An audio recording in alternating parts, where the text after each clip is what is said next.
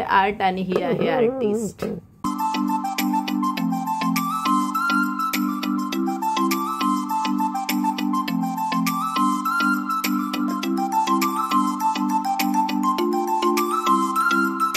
Hello नमस्कार, मी अनिता तुम्हा सगळ्यांचं स्वागत करते आजच्या नवीन ब्लॉगमध्ये.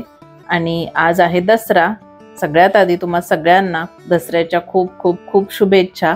सकाळी सगळं क्लिनिंग करून घेतला आणि त्यानंतर मी लागले रांगोळी काढायला, कारण तोच एक सगळ्यात आवडता टास्क असतो. कुठलाही सण आला तर मला रांगोळी काढायला खूप आवडते.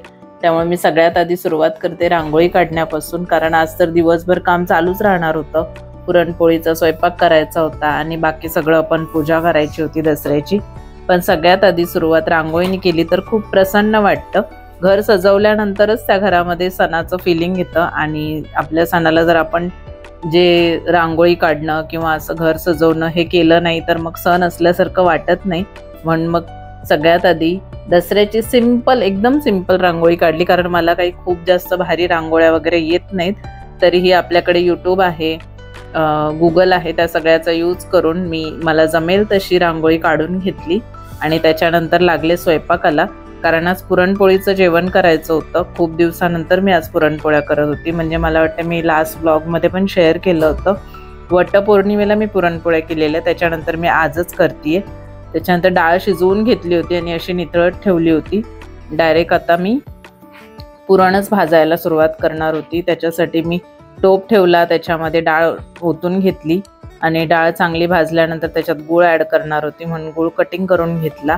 पुरणपोळीचं जेवण करायला जितका वेळ लागतो तितकाच खाताना आनंदही होतो, कारण पुरणपोळी खूप जास्त टेस्टी झाली होती. भले कितीही मेहनत लागली तरी जेव्हा सगळेजण खातात आणि खूप छान तृप्त होतात तेव्हा मात्र ती सगळी मेहनत सार्थकी लागल्याचा फील येतो. म्हणून मी सगळ्यात आधी पुरण वाटायला घेतलं. आणि पुरण बनवायच्या आधीच मी पीठ मळून ठेवलं होतं, ते पाण्यात भिजत ठेवलं होतं मी.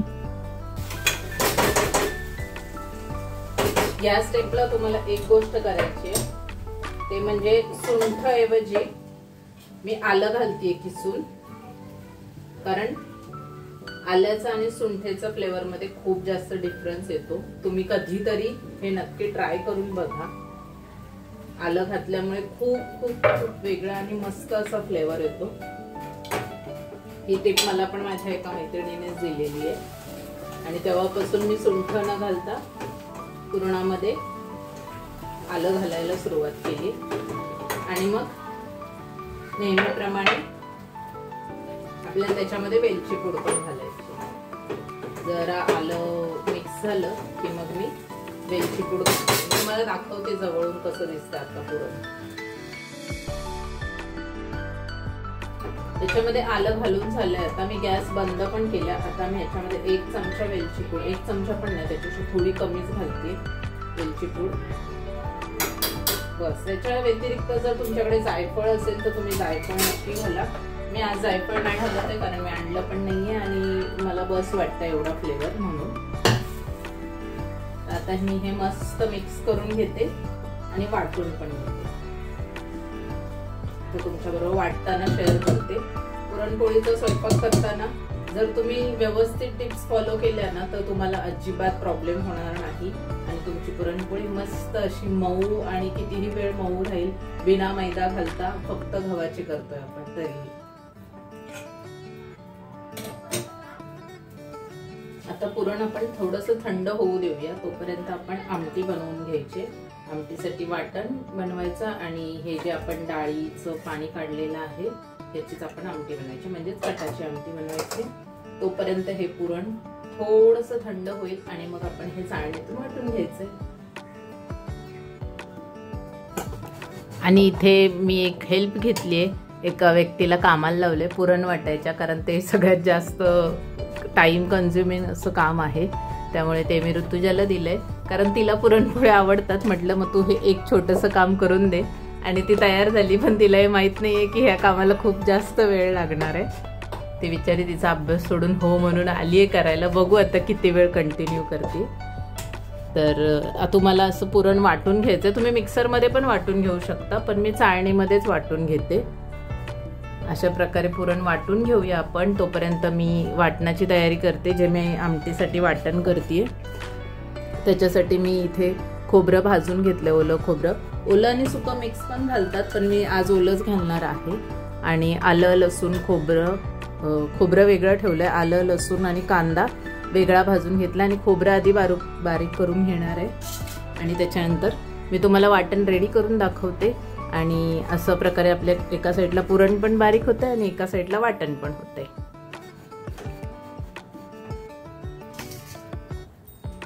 आता आपण आमटीला फोडणी देऊन घेऊया. सगळ्यात आधी तेल, कटाची आमटी करायची आपल्याला. तेल तुम्ही तुमच्या सोयीनुसार टाका. जर तुम्हाला चालत असेल तर थोडं जास्त, नाहीतर मग कमी. तर याच्यामध्ये सगळ्यात स्टार्टिंगला मी थोडेसे खडे मसाले आणि लसूण टाकणार आहे. सगळ्यात आधी खडे मसाले टाकून घेऊया. आणि अजून एक की आपण ह्याच्यामध्ये गरम पाणी आणि ते डाळीचं येळवणी काढलेलं आहे, म्हणजे डाळीचं जे शिजलेलं पाणी आहे ते यूज करणार. तर याच्यामध्ये मी 4 लवंगा, 4 मिरे आणि एवढंसं दालचिनी आणि हे घेतलंय तमालपत्र. आधी आपण ते तेलामध्ये फ्राय करणार आहोत. उडतं ते जिरं, थोडीशी मोहरी स्किप करू शकता आवडत नसेल तर, आणि भरपूर लसूण.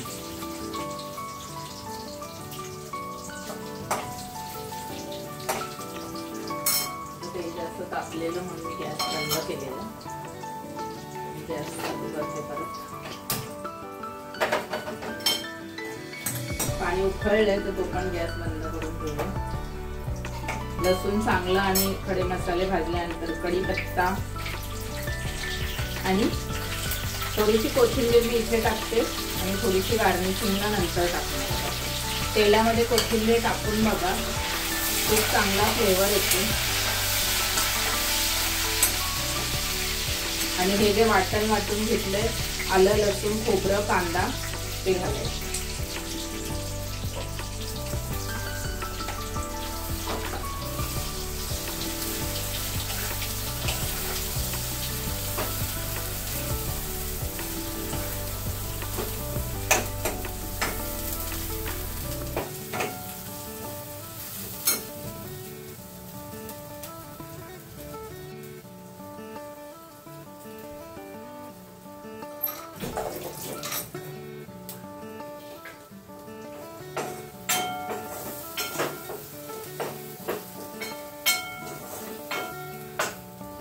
बारीक गॅस केलाय मी आणि मसाला चांगला तेल सुटेपर्यंत परतून घ्यायचा आपण.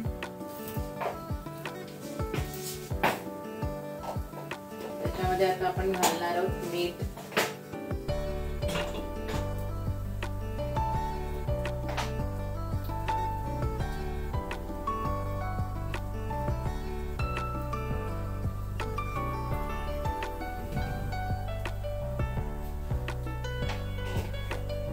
मीठ घातल्यामुळे मसाला लवकर भाजला जाईल, शिजला जाईल.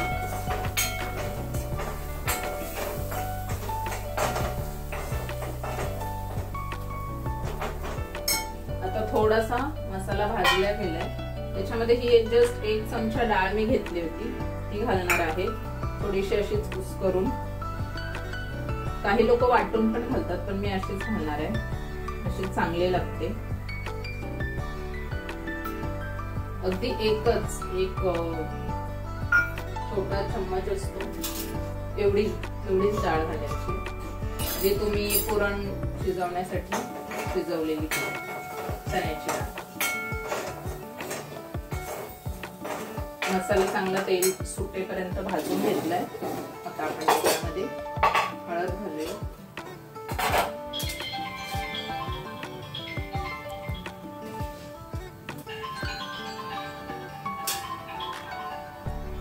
धने पावडर, बाकी सगळे गरम मसाले आपण घातले, फक्त हळद आणि धने पावडर या स्टेजला घातली मी.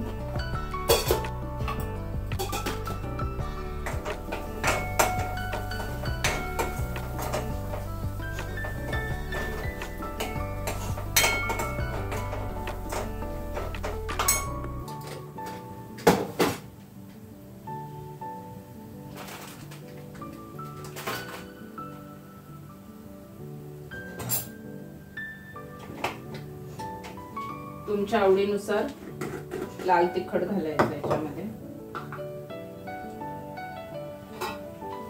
आता तुम्ही विचार कराल की मी 2 बरण्या का घेतल्यात, कारण एक माहेरून आलेलं आहे आणि एक सासरून, तर मी दोन्हीतला एक एक चमचा घालणार आहे। एक हे सासूबाईंनी दिलेलं आहे आणि हे मम्मीने, तर दोघींनी दिलेलं एक एक चमचा घातले, कारण दोन्ही मसाले खूप चांगले आहेत। घाटी मसाल्यामुळेच खरं तर मला वाटतं या पदार्थाला जास्त टेस्ट येते कटाच्या आमटीला, कारण जो मसाला असतो गावावरून वाटून आणलेला डंकावरून, सगळे गरम मसाले, कांदा खोबरं सगळं ह्यात पण असतं, त्याच्यामुळेच ही आमटी जास्त टेस्टी होते। आता आपण थोडा वेळ ही भाजू देऊया।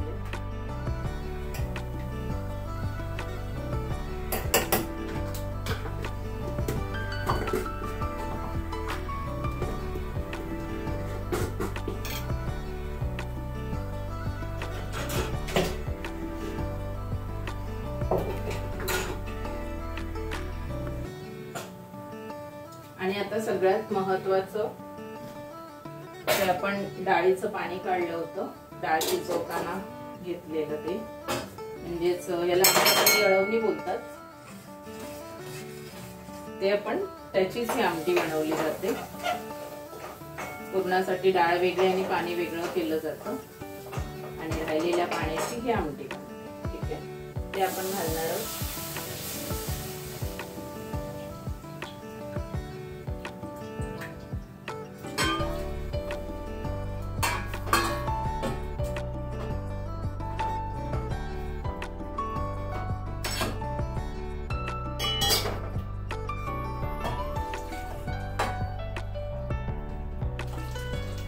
ही आमटी आमच्याकडे थोडी जास्त क्वांटिटी मध्ये बनवली जाते, कारण भाताबरोबर सगळ्यांनाच आवडते। पुरणपोळी तरी म्हणजे एकदा दोनदा खाऊन स्किप करतात नंतर खाणं, पण आमटी ही उद्या पण खाल्ली जाणार आहे, त्यामुळे जास्त बनवली जाते।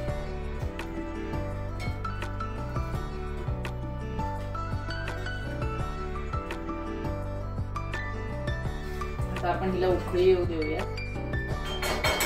त्याच्यानंतर याचं लूक मी तुमच्याबरोबर शेअर करते। फक्त किती जास्त सॉफ्ट मळलेली आहे ही कणिक, खूप जास्त सॉफ्ट मळावी लागते कारण मग तिला अशी तार सुटली पाहिजे म्हणून। तर मी काय करते, एक युट्यूबवरच बघितलेली ट्रिक आहे, कणिक एकदम घट्ट मळते आधी आणि ती बाउल मध्ये ठेवते, त्याच्यावरती थोडं पाणी घालते आणि झाकून ठेवते। असं करून मी ठेवलं होतं ह्या बाउल मध्ये, पाणी मी आता काढून टाकलं आणि त्याच्यामुळे ही एवढी सॉफ्ट आणि मऊ अशी होते। तर ही ट्रिक सगळ्यांनाच आवडेल असं नाही, पण तुम्ही हे लक्षात ठेवा की पुरणपोळीसाठी तुम्हाला कणिक एकदम सॉफ्ट मळायचे, ज्याची अशी खेचल्यानंतर अशी तार बनली पाहिजे।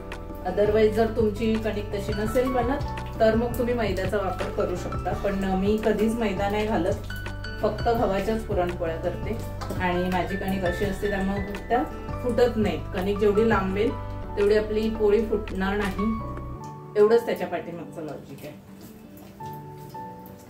तर मी आता कणिक आधी छान करून घेते, एकदम सॉफ्ट तर झाली आहे, मळून ठेवते, तोपर्यंत आपलं पुरण रेडी होतंय, मग आपण पुरणपोळ्या लाटून घेऊया। कणिक आता अशी मस्त मळून रेडी आहे, एकदम सॉफ्ट झाली आहे आणि आमटी पण उकळली। आता मी आमटी इकडे शिफ्ट करते आणि इकडे पोळ्या लुटून घेते, म्हणजे झाला आपलं पुरणपोळीचं जेवण रेडी। तर असं आहे आपलं पुरण रेडी, एवढं पुरण वाटून झालेलं आहे। अंदाजे मी डाळ घेतली होती आणि सगळं अंदाजेच करते, मला काही किलोमध्ये वगैरे माहीत नाहीये, पण एवढं झालेलं आहे पुरण वाटून। हे आहे आर्ट आणि ही आहे आर्टिस्ट, तर हिने एवढं पुरण वाटून दिलेलं आहे मला। आता मी पुरणपोळ्या करून घेते आणि पुरणपोळ्या कशा करते ते पण तुमच्याबरोबर शेअर करते। आजच्या जेवणातलं सगळ्यात महत्त्वाचं म्हणजे पुरणपोळी लाटणं मी सगळ्यात लास्टला ठेवलं होतं। त्याच्या आधीच माझी कटाची आमटी, भात आणि गुळवणी, ज्याच्याबरोबर आम्ही पुरणपोळी खातो, दूध आणि गुळवणी मिक्स करून ते सगळं रेडी होतं आणि मग मी पुरणपोळी लाटायला सुरुवात केली। जर आपलं सगळं प्रिपरेशन रेडी असेल आणि सगळं बरोबर झालेलं असेल तर मग पुरणपोळी लाटायला तेवढा मेहनत किंवा तेवढा वेळ लागत नाही, पटापट होऊन जातात, जसं मी तुम्हाला इथे दाखवते आहे। जर आपली कणिक परफेक्ट असेल, अशी मस्त लवचिक अशी तार सुटणारी, तर मग त्याच्यामधून पुरण बाहेर येण्याची शक्यताच नसते. आणि माझ्या सगळ्या पोळ्या खूप मस्त फुगल्या होत्या आणि खूप जास्त सॉफ्ट झाल्या होत्या. बिना मैदा घालताही तुम्ही इतक्या छान पुरणपोळ्या बनवू शकता. आणि म्हणूनच मी हा ब्लॉग तुमच्याबरोबर शेअर करते. ह्याच्यामध्ये मी जास्तीत जास्त फक्त जेवण म्हणजेच पुरणपोळी कशी बनवली हेच शेअर केलेलं आहे. त्याच्या व्यतिरिक्त दसऱ्याला रांगोळी काढणं, घर सजवणं आणि पूजा हे सगळं असतंच. पूजेचा पण मी पुढे एका शॉर्टमध्ये अपलोड करेनच, कारण हा ब्लॉग खूप जास्त मोठा होतोय. म्हणून मग मी पूजेचं जे काही आहे ते एका वेगळ्या शॉर्ट व्हिडिओमध्ये तुमच्याबरोबर शेअर करेन. आजच्या दिवशी मी सगळ्यात जास्त तुमच्याबरोबर पुरणपोळीचीच रेसिपी शेअर केली आहे, कारण बऱ्याच जणांना पुरणपोळी तुटते किंवा पुरण व्यवस्थित बनत नाही, त्याचं काहीतरी बिघडतं, अशा तक्रारी असतात. म्हणून म्हटलं की सोप्या पद्धतीने आणि मैदा न वापरता सुद्धा आपण कशी पुरणपोळी करू शकतो हे तुमच्याबरोबर शेअर करूयात. आणि अशा मस्त तुम्ही बघू शकताय इतक्या छान पुरणपोळ्या झाल्या होत्या. आणि हे घरचं तूप आहे, नाहीतर तुम्हाला त्या बॉटलमध्ये दिसेल ते मी त्या बॉटलमध्ये भरलेलं आहे, पण घरचं तूप आहे. आणि सगळ्या पुरणपोळ्यांना मी तूपच लावते, कारण तुपानेच त्या जास्त टेस्टी लागतात असं मला वाटतं. अशा आमच्या पुरणपोळ्या रेडी झाल्या होत्या. आणि हे होतं आजच्या जेवणाचं ताट: कटाची आमटी, गुळवणी, दूध, राईस आणि पुरणपोळ्या. तर ह्यांचा रंग असा का दिसतोय हे मी तुम्हाला सांगते. आम्ही सेंद्रिय गुळ वापरतो गावचा, त्याच्यामुळे पुरणपोळ्यांचा रंग डार्क दिसतोय.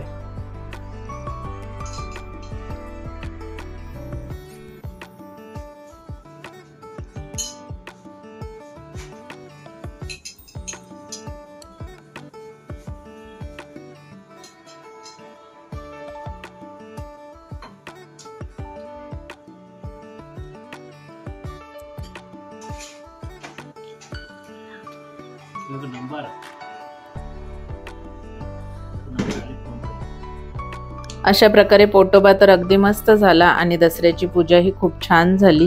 जे काही शक्य होतं ते सगळे मी पूजण्यासाठी मांडलं.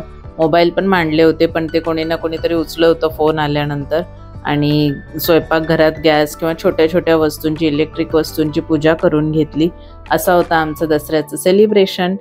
चॅनलवर नवीन असाल तर सगळ्यात आधी ह्या चॅनलला सबस्क्राईब करून घ्या. आणि भेटूयात आपण सगळे नेक्स्ट ब्लॉगमध्ये. तोपर्यंत तुम्ही सगळे काळजी घ्या. ब्लॉग कसा वाटला हे कमेंट करून सांगायला विसरू नका. चला बाय.